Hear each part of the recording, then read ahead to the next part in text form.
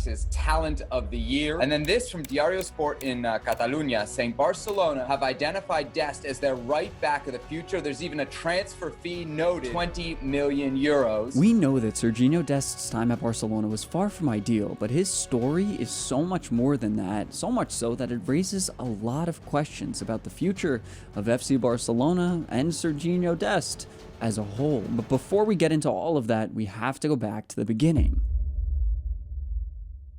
Sergiño was born to a Dutch mother and an American father, one born right here in Brooklyn, and they all together raised a very decent footballer. Now, he was never the next greatest thing in the academies growing up. He first started as a winger before converting to what we're much more familiar with him today in the modern fullback, the attacking-minded asset, just as good at bringing the ball up the pitch as anyone else out there. Growing up in Dutch academies, Dest's style was perfect for Dutch football. His fast-footed, intelligent, and exciting play fit pretty well with Dutch football. So when the team most known for that type of play came calling, well, it wasn't long before 11-year-old Sergiño Dest made the jump to Ajax in 2012. This is where Dest really began to develop his skills as an attacking fullback. He used his innate one-on-one ability in combination with thoughtful wingers to create a fun little player, and one who was recognized by the Dutch national team from a young age. However, after a few years of representing the Orange, however you say that correctly, I'm sorry, it didn't work out for some reason, and he was left out in the open where Americans swooped him up. Now, I don't know exactly what happened with those Dutch sides. I don't know why he didn't appear for all of them and why it stopped, but I do know that the United States team came to support him in a unique time that helped him make his decision where he was going to play in the future. From then on, Dest played for America, and even chose to do so despite the Netherlands coming calling again under Ronald Koeman in 2019. He chose the US men's national team that year and would eventually become paramount to the way that team plays. However, at the same time, he was becoming very important at Ajax. Going into the 2019 season with the Dutch Giants on the back of their near legendary Champions League run under the guidance of Erik ten Hag, Matthijs de Ligt, and Frenkie de Jong, well, Sergiño Dest slowly began making his way into the starting lineup. He was consistent with his runs, his crosses, and his ability to open up space on the flanks for his wingers to operate in and around that facilitated a very exciting attack for the Dutch side. With that, he seemed to put his name as next up to grab all the headlines and start even more matches at the fullback position as he gained experience and trust in that side. But the truth about that time is that Dest wasn't a consistent starter for Ajax. Mizraoui was still there, getting a lot of minutes, the main guy in the starting 11, so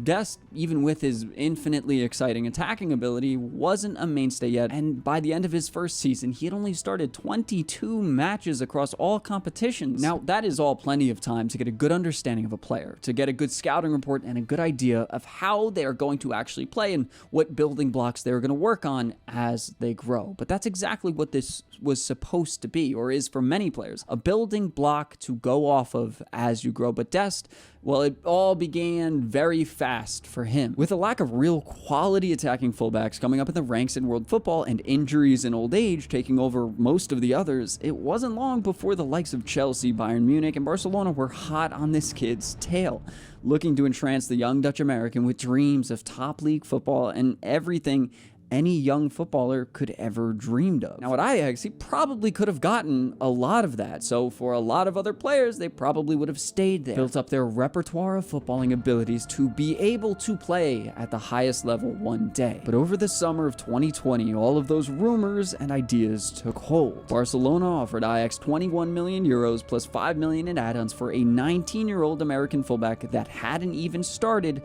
30 senior matches. But that didn't matter. Dest was exciting and he created threat even at his young age, and that threat is something you could only see wherever Messi was playing for Barcelona. So with Jordi Alba getting older, no clear right back with the exception of Sergio Roberto, it was a pretty necessary move for the team, one that would require a lot from Sergiño Dest. So out of nowhere, Dest went from this kid about to lock down the starting spot at one of the best clubs for young players in the world to looking to be a full-time starter for a Barcelona side in the most turbulent period the club had experienced in a very, very long time. Now, that's not to say that this was a terrible decision for Barcelona, that this was clearly all too much for Dest, because I don't think it was. All of the scouting reports at the time showed a very promising and exciting young attacking fullback, one that could probably fit into a top-tier football team one day, but it was still a lot to put on him. Dest, by all intents and purposes, was okay. By February 4th of 2021, the American had played in 15 of 20 La Liga matches and played the full 90 in 5 of 6 Champions League group games, mostly on the right with some work covering for the aging Alba on the left. His passing and his possession abilities were right up there with all the other attacking fullbacks in the world, ranking in the 95th percentile for possessions lost, meaning he didn't lose it as much as 95% of other fullbacks through February of his first season. But there's also something that I found here that keys into me why he might not have seemed as good as he felt at Ajax, for the people that watch Ajax, and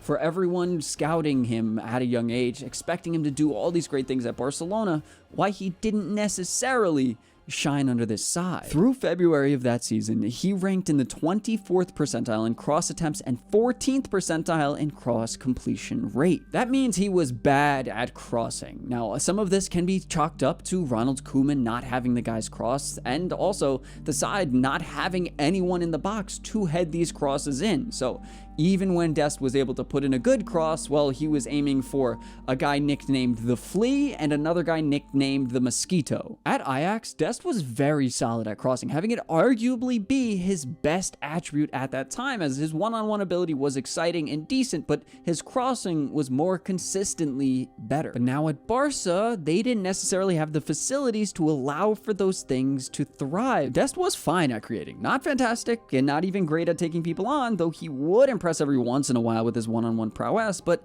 it wasn't anything to call home about, especially when you still had Jordi Alba putting very elite crosses or balls in on the left. This, combined with a very much so less than impressive defensive ability, created for a less than enthusiastic reaction from fans towards their new 21 million euro fullback. But hey, he was still young, and maybe they could still build from this. This is where the story gets a little weird. At the beginning of the season, Dest was a mainstay in this Barcelona, starting every game for Koeman's side from August 15th to October 30th. However, he was playing all over the pitch, as Koeman was trying to find solutions to the squad's very much so disappointing results, with the American debutizing as a right winger, playing the final 4 matches of that span there, getting 2 assists while he was at it, but before going out with an injury on November 1st. And so it was in this time, while Dest was away injured, that Chavi came in and something flipped. Something changed where he went from a mainstay in this team, one of the most important players, to rarely being used by Chavi. Now, there was a time that season where Chavi did pretty consistently use Dest as right back. Was it likely due to there being no other options for him?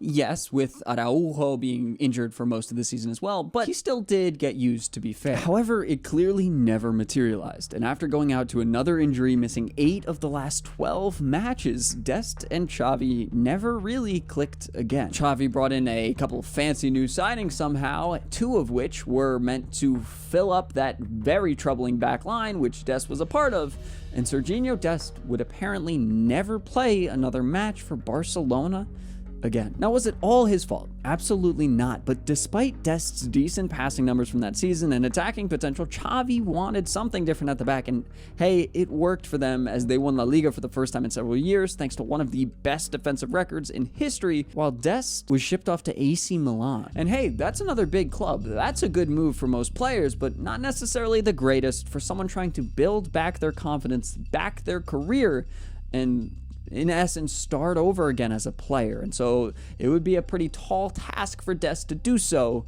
in Milan. And as you probably could have guessed, it didn't work out at all. That entire season, he was either injured, on the bench, or left out of the squad completely. Literally, he only played 500 minutes despite being available for a very large portion of that entire season. Dest said in an interview that summer that he knew he wouldn't have a spot at Barcelona while Chavi was still there. So whatever happened, he knew that that squad and that club wasn't for him anymore, and they needed to figure out a solution for him, somewhere else to go. But this time, someone made the right decision and set up a world where Dest could build back again at PSV Eindhoven. There, he could reunite with Luc de Goat, back in the same philosophy that he grew up in, an understanding in a very talented team that year, and figure it all out again. And he absolutely crushed it. Dest was fantastic in the league for PSV that season, being one of the keys to their run to the title in classy fashion. Last season, he made a total of 37 appearances for PSV with 9 goal contributions, and could have had a lot more on top of that, telling by the highlights. They missed a lot of chances. So it's safe to say he got his crossing back, and the kid proved all of his haters wrong, and on top of that, looked to be a huge piece for the US men's team on their run in the Copa America that summer. And then Dest tore his ACL. After 2 years of never being able to find any consistency with his playing time, always being injured, he finally found a streak of health, of having it work out, and then everything went out with his knee. No chance for a potential move away from Barcelona, no chance to try to prove himself again under a new coach, no chance to go to Bayern Munich, the club that Barcelona had stolen him from years earlier, and no chance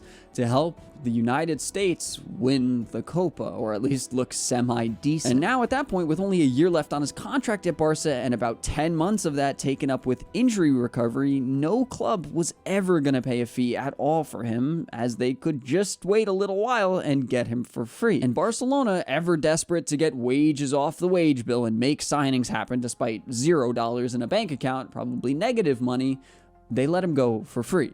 Now, there's probably a pretty large sell-on clause there, but still, Dest, after such a fantastic season, had all of that momentum sucked away from him. For a guy who just performed wonderfully for a very impressive side while just being 23 years old, well, a free transfer was probably not what anyone accepted, but I know this will not be the last that we've seen from him at a top 5 league team, or for the US men's national team especially, because there is a class and ability that this kid has that is unique for a lot of teams this year, and is becoming even more important as we are seeing the attacking fullback grow and grow in the modern game. So I'm excited to see what Dest does when he comes back from injury, and I wish him all the best at PSV.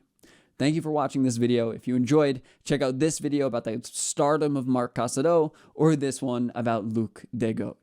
Thank you for watching, and I'll see you in the next one. Peace.